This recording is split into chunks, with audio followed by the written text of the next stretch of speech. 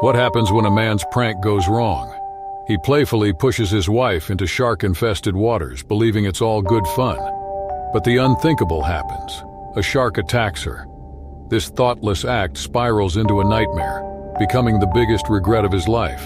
Discover the whole story as it unfolds, revealing shocking twists and the dramatic aftermath as they confront the consequences of his reckless prank. In the summer of 2005, in the coastal town of Gansbaai, South Africa, Tom and his wife Lisa decided to spend a sunny afternoon on the ocean.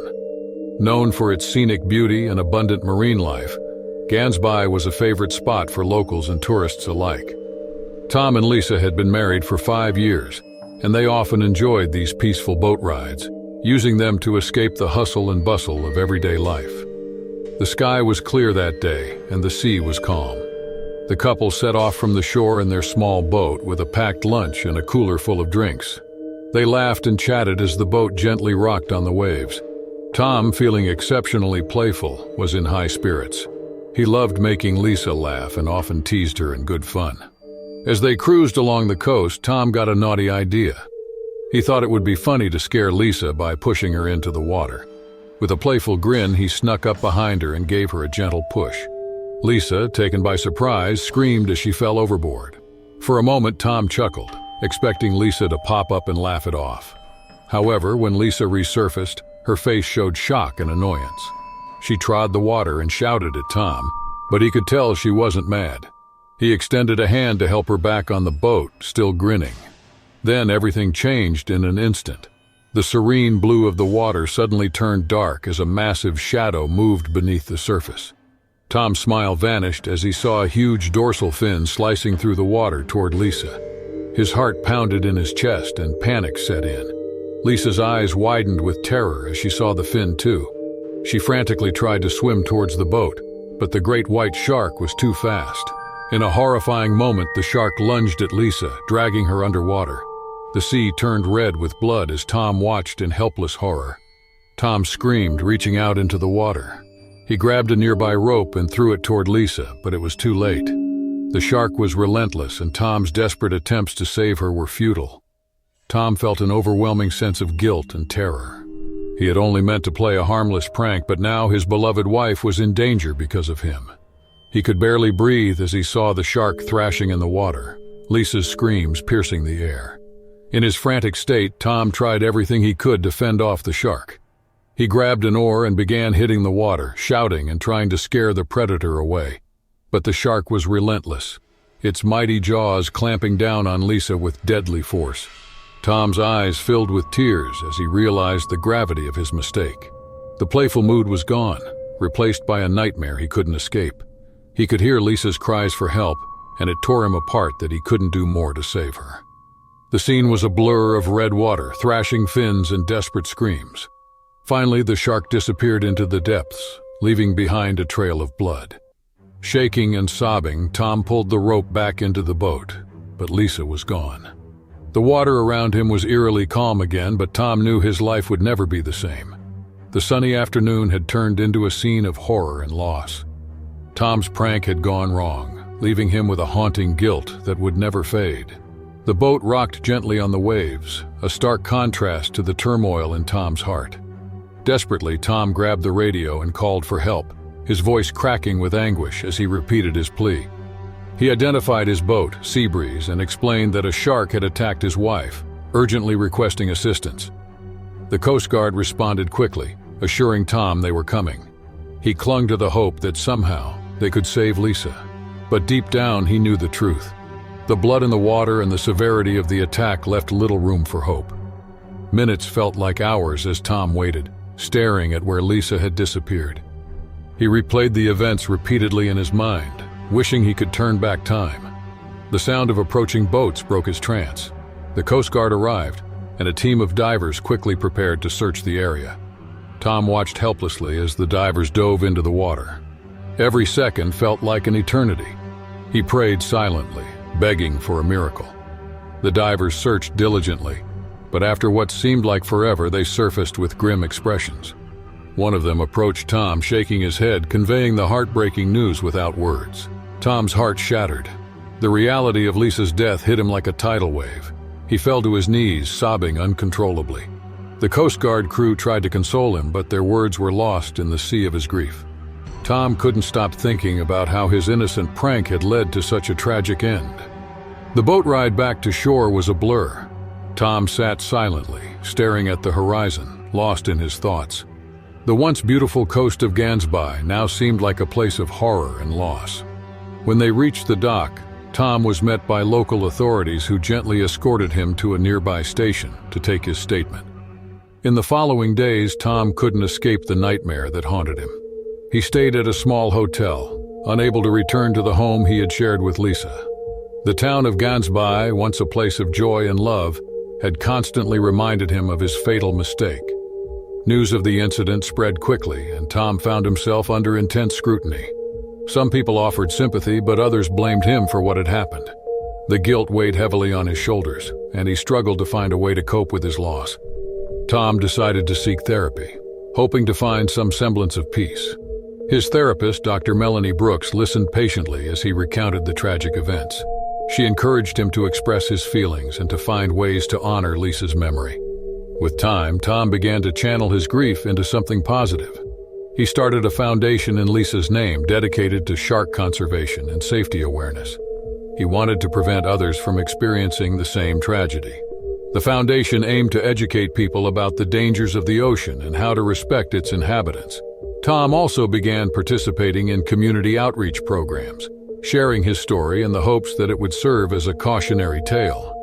He wanted people to understand the importance of taking safety seriously and being aware of their surroundings. Though the pain of losing Lisa never indeed went away, Tom found solace in helping others. He dedicated his life to making a difference, turning his grief into a force for good. The foundation grew and Tom found a new purpose, keeping Lisa's memory alive through his work. Years later, standing on the shore of Gansby, Tom looked out at the ocean with a heavy heart. The water was calm and beautiful, but he knew its power too well. He whispered a silent prayer for Lisa, hoping she had found peace. That sunny afternoon changed Tom's life forever, but he had learned to live with his loss. He knew Lisa would always be a part of him, guiding him as he worked to make the world safer. In the summer of 2003, Dr. Rachel Carter was on a research expedition off the coast of the Lofoten Islands in Norway. A renowned marine biologist, Rachel had spent years studying orcas and their behaviors.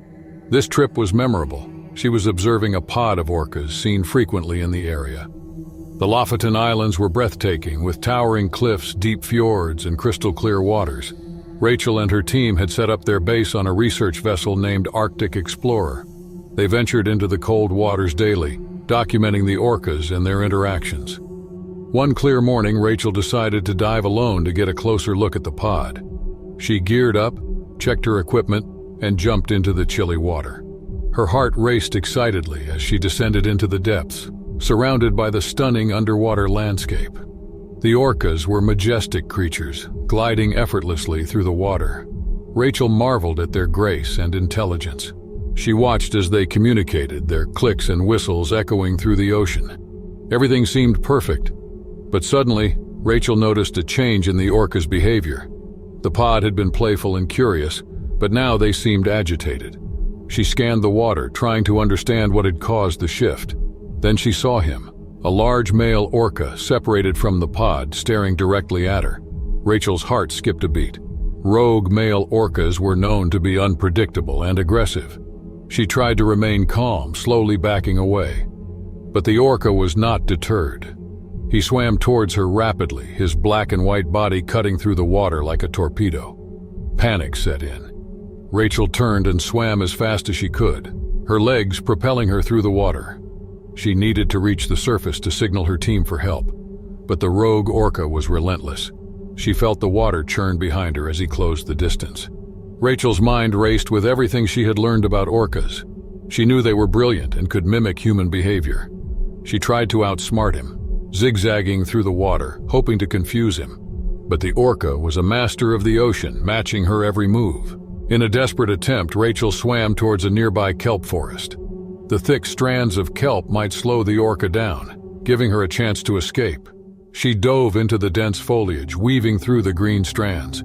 The kelp wrapped around her, slowing her down, but she pushed on. She could feel the orca's presence behind her, the water vibrating with his powerful movements.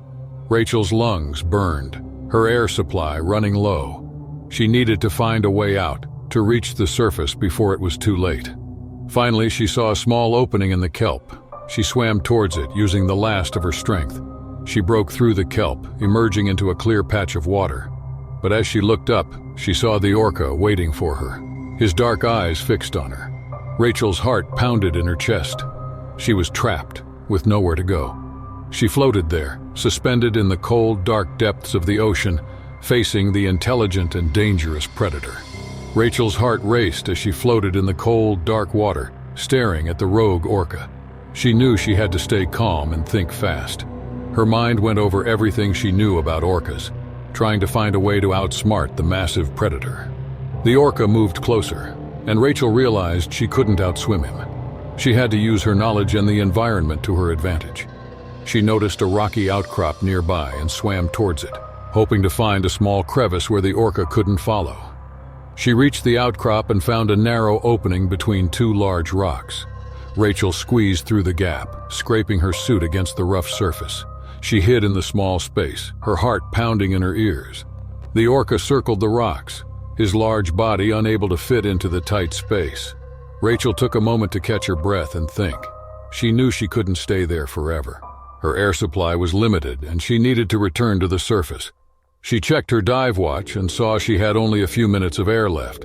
The orca seemed to lose interest momentarily, swimming away from the rocks. Rachel saw her chance. She slowly and quietly slipped out of her hiding spot, careful not to make sudden movements that might attract the orca's attention.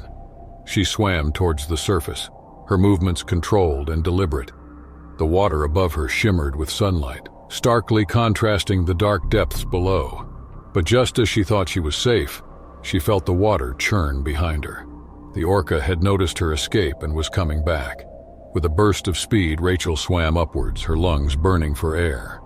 She could see the surface getting closer and closer, but the orca was behind her. In a final desperate move, she grabbed her emergency flare gun from her belt and fired it toward the orca. The bright light and sudden noise startled the orca, causing him to veer off course. Rachel used the distraction to break through the surface, gasping for air. She waved frantically at her team on the Arctic Explorer, signaling for help. Her team saw her and quickly moved the boat towards her. They threw a lifeline and Rachel grabbed it, feeling relieved as they pulled her aboard. She collapsed on the deck, breathing heavily, her body trembling from the adrenaline and cold. The team didn't waste any time. They quickly gathered their equipment and returned to shore, leaving the dangerous waters behind. As the boat sped away, Rachel looked back at the ocean, the encounter with the orca etched in her memory. Back on land, Rachel received medical attention and was treated for exhaustion and minor injuries. The incident shook her profoundly and reinforced her respect for the ocean and its inhabitants. She knew she had been lucky to survive. In the weeks that followed, Rachel continued her research with renewed caution. She shared her story with her colleagues, emphasizing the importance of safety and awareness while studying marine life. The experience had been a harrowing reminder of the unpredictable nature of the ocean. Rachel's encounter with the rogue orca became a well-known story among marine biologists. It served as a testament to the intelligence and power of these magnificent creatures, and the need for respect and caution when venturing into their domain. Though the memory of the attack lingered, Rachel remained dedicated to her work. She knew understanding and protecting marine life was crucial, and she used her experience to advocate for safer research practices. The ocean was a place of wonder and danger. Rachel was determined to continue exploring its depths, armed with knowledge and respect. In the summer of 1998, the Florida Keys buzzed with excitement as fishermen worldwide gathered for the annual deep-sea fishing competition. Among them was Jack Larson, a seasoned fisherman with years of experience. Jack was well known in the fishing community for his skill and determination. He was determined to catch the biggest fish this year and claim the top prize. The day was perfect for fishing. The sky was clear and the Atlantic Ocean waters were calm. Jack and his crew set out early in the morning on his boat. They cruised to a well-known fishing spot, hoping to land a massive catch. Jack's heart raced with anticipation as he cast his line into the deep blue waters. Hours passed with little activity, but Jack remained patient. Suddenly, he felt a strong tug on his line. His adrenaline surged as he realized he had hooked something big. He tightened his grip and began the battle to reel in the fish. His crew gathered around, cheering him on. The fish was mighty, pulling with such force that Jack had to use all his strength to keep it from escaping. Sweat dripped down his face as he fought against the creature's might. As the minutes turned into an hour, Jack caught a glimpse of his catch, a massive swordfish, its long, sharp bill glinting in the sunlight. But the swordfish was not ready to give up. With a sudden burst of energy, it charged towards the boat. Jack's eyes widened in shock as the fish's bill pierced the hull with a loud crack. The impact threw Jack off balance, and before he knew it, he was hurled overboard into the cold, churning waters. Disoriented and gasping for air, Jack struggled to stay afloat. The salt water stung his eyes, and he could feel the sting of a wound on his arm where the swordfish's bill had grazed him. Panic set in as he realized he was in the water with an enraged swordfish. He had to act fast. The swordfish circled him, its movements quick and aggressive. Jack kicked hard, trying to distance himself from the dangerous fish. He glanced back at the boat, which was taking on water from the hole in the hull. His crew frantically tried to patch it up and throw him a lifeline. Jack's mind raced as he tried to figure out how to survive. He knew the swordfish's bill was lethal, capable of inflicting severe injury or even death. He had to stay calm and think strategically. Every movement could provoke another attack from the fish. He remembered his training and the countless hours he had spent at sea. Jack focused on staying as still as possible, hoping the swordfish would lose interest. But the fish wasn't giving up. It charged at him again, and Jack barely dodged its lethal bill. The struggle seemed endless. Jack's muscles ached and he could feel his strength waning. He needed to return to the boat, but the swordfish was relentless. He kicked again, trying to create more distance, but the fish followed, its eyes locked on him. As he floated in the open ocean, Jack could hear his crew shouting his name. He knew they were doing everything possible to save him, but time was running out. He had to survive until they could reach him. The sun was setting, casting long shadows over the water, and the temperature dropped. Jack took a deep breath, steeling himself for the next attack. He couldn't give up. He had to fight with everything he had, using his knowledge and experience to outsmart the mighty predator. His life depended on it. Jack's heart pounded as he floated in the cold water, the setting sun casting an eerie glow over the ocean. The swordfish circled him again, its movements swift and deliberate. He had to keep his wits about him, relying on his years of experience to survive. The swordfish lunged once more, its sharp bill aiming for Jack. He twisted his body just in time, narrowly avoiding the deadly strike. His arm throbbed with pain from the earlier wound, and he could feel his energy draining away. But he couldn't give up. He had to stay alive. He glanced back at his boat. His crew was working feverishly to patch the hole in the hull and get the ship back in motion. They shouted words of encouragement and threw a lifeline into the water. Jack saw the rope and knew he had to reach it. With determination, Jack kicked his legs and swam towards the lifeline. The swordfish followed, relentless in its pursuit. He felt a surge of hope as he got closer to the rope. His fingers brushed against it and he grabbed hold, clinging tightly. His crew pulled with all their might, dragging Jack towards the boat. The swordfish charged again, but Jack kicked at it, keeping it at bay. Inch by inch, he was hauled closer to safety. His arms burned with effort, but he didn't let go. Finally, he reached the side of the boat. His crew grabbed him under the arms and hauled him aboard. Jack collapsed on the deck, gasping for breath.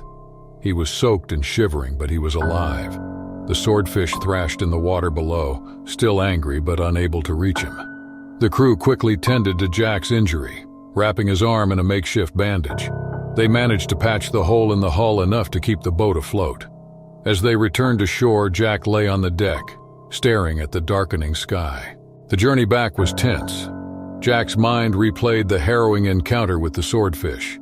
He knew he had come close to death, and it was a sobering thought. The Florida Keys, usually a place of beauty and adventure, had turned into a battle for survival. When they finally reached the dock, Jack's crew helped him off the boat and rushed him to a nearby clinic. The doctor there cleaned and stitched up his wound, praising Jack's toughness and resilience. Jack nodded, but inside he felt relief and exhaustion. Word of Jack's ordeal spread quickly among the fishing community. Many were amazed by his story of survival, but Jack didn't see himself as a hero. He knew he had been lucky and couldn't shake the memory of the swordfish's relentless attacks. In the days that followed, Jack took time to recover and reflect. He realized how fragile life could be and how important it was to respect the power of nature. He had always loved the sea, but now he understood its dangers more deeply. Jack decided to share his story with others, hoping to raise awareness about the risks of deep-sea fishing.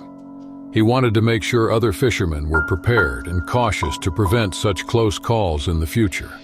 His experience had taught him valuable lessons, and he was determined to use them for good. Jack felt renewed purpose as he stood on the shore looking at the vast ocean. He knew he would return to the sea, but with a newfound respect for its power. The battle with the swordfish had changed him, but hadn't taken away his love for the ocean. Instead, it had deepened it, making him a wiser and more cautious fisherman. In the winter of 2000, adventure photographer Mark Evans found himself on the icy expanse of the Antarctic Peninsula. The stark, pristine beauty of the landscape was a dream come true for Mark, who had always been drawn to the world's most remote and challenging environments. His mission was to capture images of the unique wildlife in this frozen wilderness. Mark set out early one morning, the cold air biting his face as he trudged through the snow.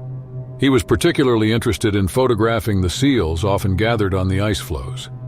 After hours of patient waiting, he finally spotted a group of seals basking in the weak sunlight on a large ice floe. Excited, Mark carefully approached the edge of the ice floe, setting up his camera and tripod with precision. Most indifferent to his presence, the seals continued to lounge and play. Mark snapped several photos, thrilled by the opportunity to capture these magnificent creatures in their natural habitat. Mark decided to move in a bit more to get a closer, more detailed shot. He edged forward cautiously, mindful of the fragile ice beneath his feet. As he focused his lens on a substantial male seal, he noticed the animal watching him intently.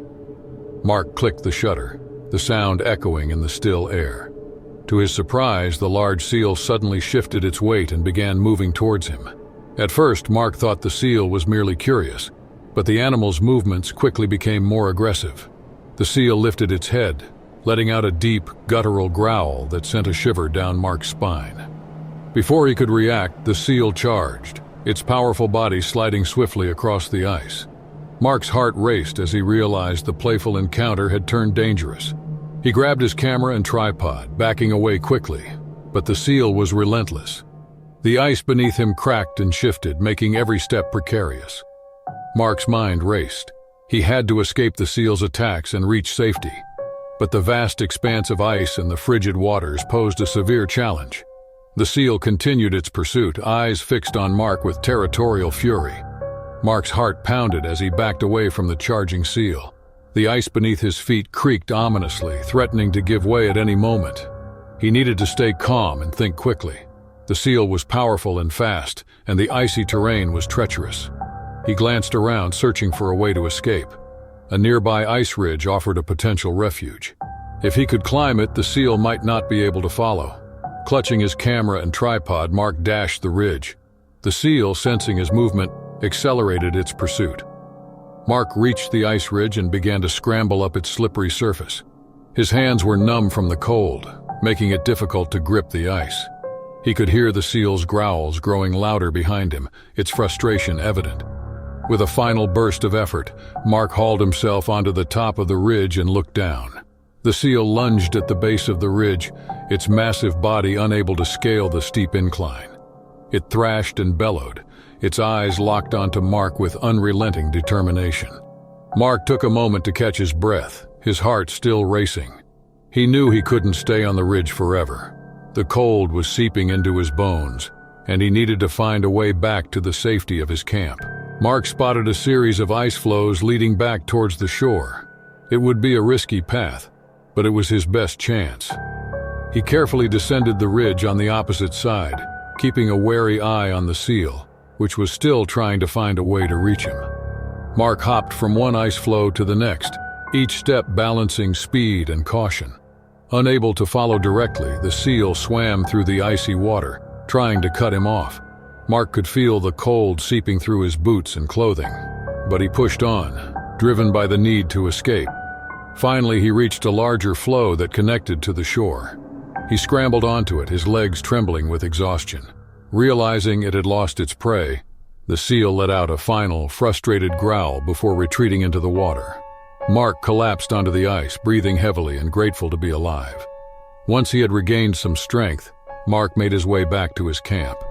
The experience had shaken him, but he knew he had a story to tell. He warmed himself by the fire and reviewed the photos on his camera. The images of the seals, including the aggressive male, were stunning. They captured the raw power and beauty of the Antarctic wildlife. Mark's adventure in Antarctica had taken a dangerous turn. Still, it also gave him a more profound respect for the animals and their environment. He knew he would be more cautious in the future, but he also knew he had captured something remarkable. The close encounter with the seal had been a reminder of the unpredictable nature of wildlife and the importance of respecting their territory. Mark felt a sense of accomplishment as he settled into his tent for the night. He had faced a life-threatening situation and survived. His photographs would share the story of the Antarctic seals, highlighting their majesty and the challenges they faced in their icy home. In the autumn of 1995, adventurer Sarah Mitchell explored the remote rivers of the Australian outback. The Ord River in Western Australia was known for its rugged beauty and diverse wildlife. An experienced explorer, Sarah was eager to document the untouched wilderness and its inhabitants. Early one morning, Sarah set off in her canoe, paddling through the calm waters of the Ord River. The scenery was breathtaking, with towering eucalyptus trees lining the banks and the calls of exotic birds echoing in the distance. Sarah felt a deep connection with nature and enjoyed the moment's serenity. Sarah's senses were alert as she navigated through a narrow river passage. She knew the region was home to the most dangerous predator in Australia, the giant saltwater crocodile. She had read about their immense power and cunning behavior and was cautious but confident in her abilities. Without warning, the water around her canoe exploded. Hidden beneath the surface, a massive saltwater crocodile surged upwards and slammed into her canoe. The sudden and violent impact sent Sarah and her canoe into the air before crashing back into the water. Disoriented and gasping for breath, Sarah found herself thrown into the murky river. Her canoe was overturned and her gear was scattered. Panic set in as she realized the danger she was in. The crocodile, a monstrous reptile with powerful jaws, was now in the water with her. Sarah's training kicked in. She knew she had to stay calm and think fast. She kicked her legs, trying to distance herself from the crocodile. The ancient beast, however, was relentless. It circled her, its cold, calculating eyes fixed on its prey. The water was thick with vegetation, making it hard to see. Sarah scanned her surroundings, looking for anything that could help her. She spotted a fallen tree branch floating nearby. Grabbing it, she used it to keep herself afloat and to fend off the crocodile's attacks. The crocodile lunged at her, its jaws snapping dangerously close. Sarah pushed the branch towards its snout, trying to keep it at bay. The crocodile was mighty, and she could feel the pressure of its bite through the branch. She had to find a way to escape before her strength gave out. Sarah's heart pounded as she struggled to keep the crocodile at bay with the branch. The reptile's eyes remained locked on her, its mighty jaws ready to snap shut. She knew she couldn't hold it off for long. Her muscles ached and the cold water sapped her strength. In a moment of clarity, Sarah remembered a survival tactic she had learned during her training. Crocodiles were fast in short bursts but slower when maneuvering around obstacles. She scanned the riverbank and spotted a cluster of large boulders partially submerged. If she could reach them, she could outmaneuver the crocodile. Summoning her remaining strength, Sarah kicked hard and swam towards the boulders, the branch still in her grasp. The crocodile lunged again, but she pushed its snout away just in time. She felt the rush of water as the beast thrashed behind her, but she kept moving, her eyes fixed on the rocks ahead. Reaching the boulders, Sarah scrambled onto the largest one, pulling herself out of the water. She gasped for breath, her body trembling with exhaustion. The crocodile circled below, frustrated by the barrier. Sarah knew she had a brief time window to plan her next move. She spotted a narrow path along the rocky riverbank that led up to the higher ground. It was her best chance of escaping the crocodile's reach. Carefully, she climbed from boulder to boulder, using her hands and feet to grip the slippery surfaces. The crocodile snapped at her heels, but the rocks slowed it down, giving her a slight advantage. Finally, Sarah reached the top of the riverbank. She collapsed onto the dry ground, her chest heaving. She looked back to see the crocodile retreating into the water, its eyes still watching her. She had made it to safety, but knew she couldn't let her guard down yet. Gathering her strength, Sarah stood up and began the trek back to her campsite. Her clothes were soaked, and she shivered in the cool air. Every step was a reminder of the close call she had just experienced. She moved quickly, determined to distance herself from the river as much as possible. Back at her campsite, Sarah immediately checked her supplies and equipment. She had lost some gear, but she was thankful to be alive. She radioed for help, informing her team of the encounter and her location. They assured her they were on their way. As she waited for her team to arrive, Sarah reflected on the harrowing experience. The Australian outback had proven to be as dangerous as it was beautiful. She knew she had been lucky to survive the encounter with the crocodile, and the ordeal had taught her valuable lessons about respect and caution in the wild. When her team finally arrived, they helped her pack up and escorted her to safety. Sarah's adventure in the Ord River had come to a dramatic and terrifying end. Still, she knew it was a story she would carry forever. The experience tested her limits and reaffirmed her passion for exploring the world's most remote places. As they drove away from the river, Sarah looked at the landscape. Despite the danger, she felt a deep connection to the wild beauty of the outback. She knew she would return someday, better prepared and ever mindful of the ancient predators that called it home. In the summer of 2024, marine biologist Dr. Alex Hayes embarked on a crucial research expedition in the waters of the Fiji Islands. Known for their vibrant coral reefs, the islands provided a perfect setting for Alex's study of the delicate underwater ecosystem. Alex, a dedicated scientist, was excited about discovering new marine species and understanding the dynamics of the coral reefs. One morning, Alex donned his diving gear and plunged into the crystal-clear waters of the Pacific Ocean. As he descended, he marveled at the colorful corals and diverse marine life surrounding him. He carefully documented his observations, taking photographs and notes as he moved gracefully through the water. While examining a particularly intricate section of the reef, Alex noticed a rare sea snake gliding through the water. The snake, with its distinctive black and yellow bands, was one of the most vicious creatures in the ocean. Alex was fascinated by its graceful movements and decided to get a closer look, hoping to capture detailed footage.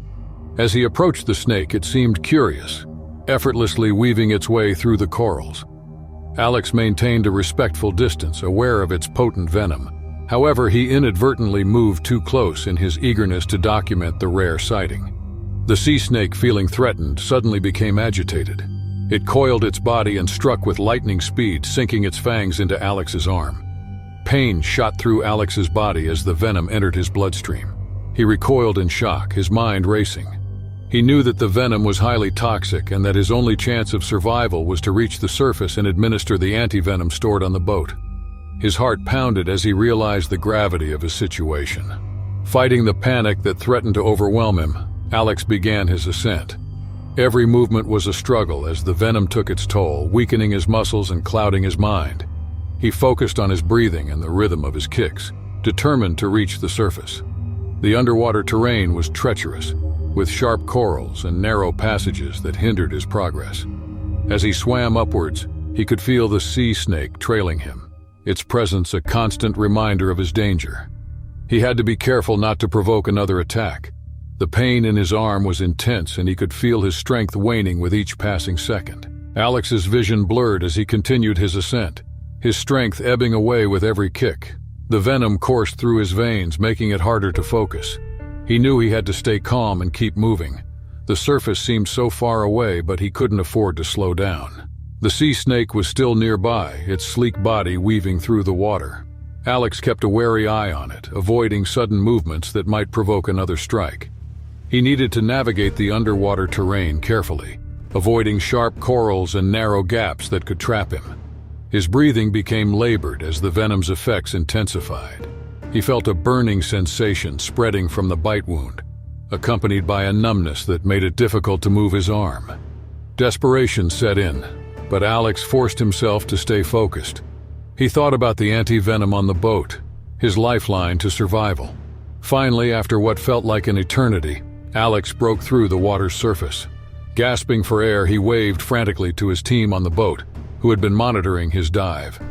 They quickly realized something was wrong and sprang into action. Alex shouted weakly for the anti-venom. His team quickly pulled him aboard, their faces filled with concern. One of his colleagues, Dr. Emily Wright, grabbed the anti-venom kit and administered the injection. Alex lay on the deck, his body trembling as the anti-venom began to counteract the effects of the venom. As the anti-venom took effect, Alex felt the pain gradually subside. His vision cleared, and he could feel his strength slowly returning. He knew he was not out of danger yet, but the immediate threat had passed.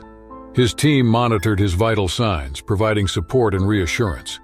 Hours later, as the boat returned to shore, Alex reflected on the harrowing experience. He had come face to face with one of the ocean's deadliest predators and survived.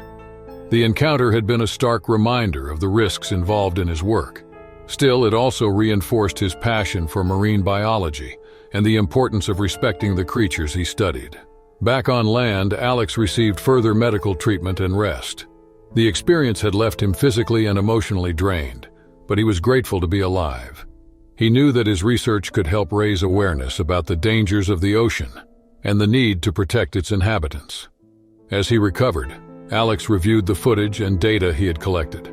Despite the terrifying encounter, he had captured valuable information about the sea snake and the coral reef ecosystem.